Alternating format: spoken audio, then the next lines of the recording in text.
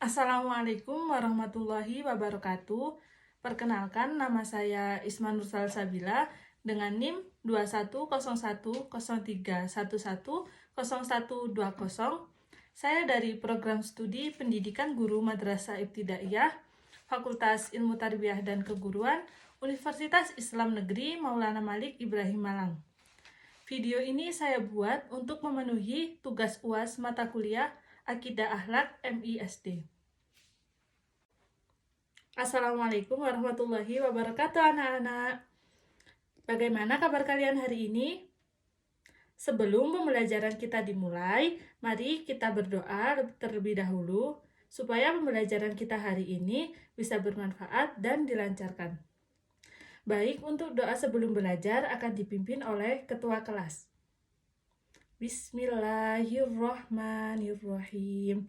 Raditu billahi robba wa bil islami dina wa bi muhammadin nabiyya wa rasula. Rabbi zidni ilma warzuqni fahma. Baik, materi kita hari ini adalah tentang beriman kepada kitab-kitab Allah. Apa sih tujuan kita mempelajari materi ini? Tujuan kita yang pertama adalah untuk mengetahui apa itu arti beriman kepada kitab-kitab Allah. Tujuan yang kedua adalah untuk mengetahui apa saja kitab-kitab yang Allah turunkan. Tujuan yang ketiga adalah untuk mengetahui bagaimana cara kita beriman kepada kitab-kitab Allah. Dan tujuan yang terakhir adalah untuk mengetahui kepada Nabi siapa saja kitab-kitab Allah itu diturunkan. Baik, yang pertama adalah pengertian tentang beriman kepada kitab-kitab Allah. Apa sih beriman kepada kitab-kitab Allah itu? Beriman kepada kitab-kitab Allah berarti kita itu membenarkan bahwa Allah Subhanahu wa Ta'ala telah menurunkan kitab-kitabnya kepada para utusan. Beriman kepada kitab-kitab Allah merupakan rukun iman yang ketiga. Kitab-kitab Allah diturunkan kepada para rasul melalui perantara malaikat Jibril. Kitab-kitab Allah ini berisi tentang ajaran ketauhidan, yaitu ajakan kepada manusia untuk menyembah Allah Subhanahu wa Ta'ala. Baik, yang pertama adalah kitab Taurat. Kitab Taurat diturunkan kepada Nabi Musa di Bukit Tursina. Dijelaskan juga dalam surat Al-Maidah ayat 43 dan ayat 44. Kitab ini berisi 10 firman Allah. Kandungan kitab Taurat berisi tentang hukum-hukum agama, keimanan, dan juga tentang kabar gembira.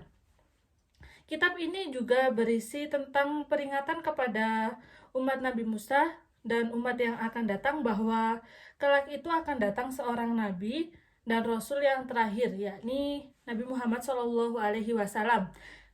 Kitab Taurat ini ditujukan sebagai pedoman untuk hidupnya umat Yahudi atau Bani Israel. Baik, yang kedua adalah kitab Zabur. Kitab Zabur diturunkan kepada Nabi Daud alaihissalam dan dijelaskan juga dalam Al-Quran.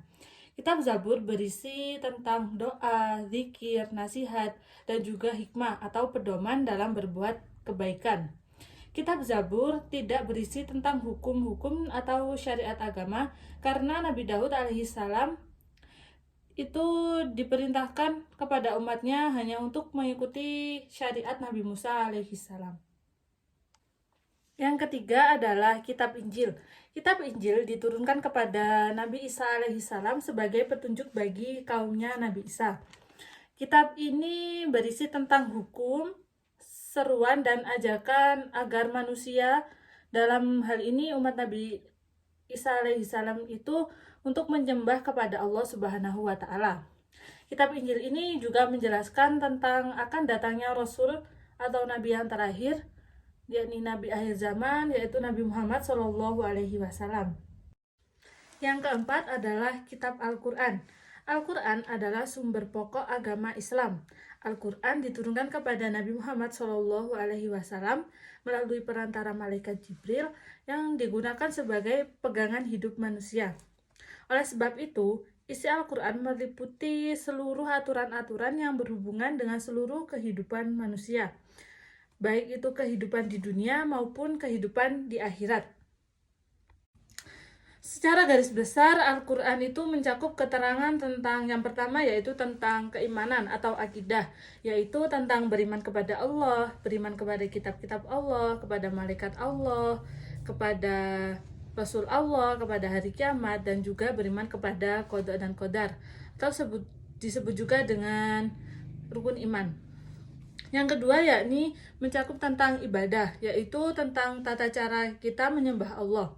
Seperti contohnya sholat, puasa, zakat, haji, dan ibadah-ibadah yang lainnya. Yang ketiga yakni mencakup tentang akhlak, yaitu perilaku yang mencakup perbuatan, perkataan, dan sikap kita. Perilaku yang baik dianjurkan dan diperintahkan untuk mengerjakannya, sedangkan perilaku yang buruk kita itu dianjurkan untuk meninggalkannya. Yang keempat yakni mencakup tentang hukum, yaitu aturan yang menjelaskan antara yang benar dan yang salah, mana yang boleh dikerjakan dan mana yang tidak boleh dikerjakan, serta mana yang halal dan juga mana yang haram. Cara beriman kepada kitab-kitab Allah, yakni yang pertama adalah meyakini bahwa Allah Subhanahu wa Ta'ala itu telah menurunkan kitab-kitab tersebut. Yang kedua, yakni percaya bahwa kitab-kitab tersebut Allah Subhanahu wa Ta'ala yang telah menurunkannya. Cara yang ketiga yakni dengan memahami isi Al-Quran dan kandungan Al-Quran dengan cara mempelajarinya dengan sungguh-sungguh. Cara yang keempat adalah mencintai Al-Quran, dan cara yang terakhir atau cara yang kelima adalah mempelajari Al-Quran dengan sungguh-sungguh. Sekian penjelasan dari saya yang dapat disimpulkan dengan kita harus beriman kepada kitab-kitab Allah yang ada 4, yakni yang pertama adalah kitab Taurat yang diturunkan kepada Nabi Musa alaihi salam, dan yang kedua adalah kitab Zabur yang diturunkan kepada Nabi Daud alaihi salam, dan yang ketiga adalah kitab Injil yang diturunkan kepada Nabi Isa alaihi salam, dan yang keempat adalah kitab Al-Quran yang diturunkan kepada Nabi kita, yakni Nabi Muhammad Shallallahu Alaihi Wasallam. Sekiranya itu penjelasan dari saya, semoga penjelasan dari saya bisa dipahami, dan semoga ilmu yang kalian dapatkan dapat bermanfaat. Kurang lebihnya saya mohon maaf, dan ditutup dengan doa setelah belajar. Bismillahirrahmanirrahim. Subhanakallahumma wa bihamdika asyhadu an la ilaha illa anta astaghfiruka wa atubu ilaik. Baik, saya akhiri. Wassalamualaikum warahmatullahi wabarakatuh.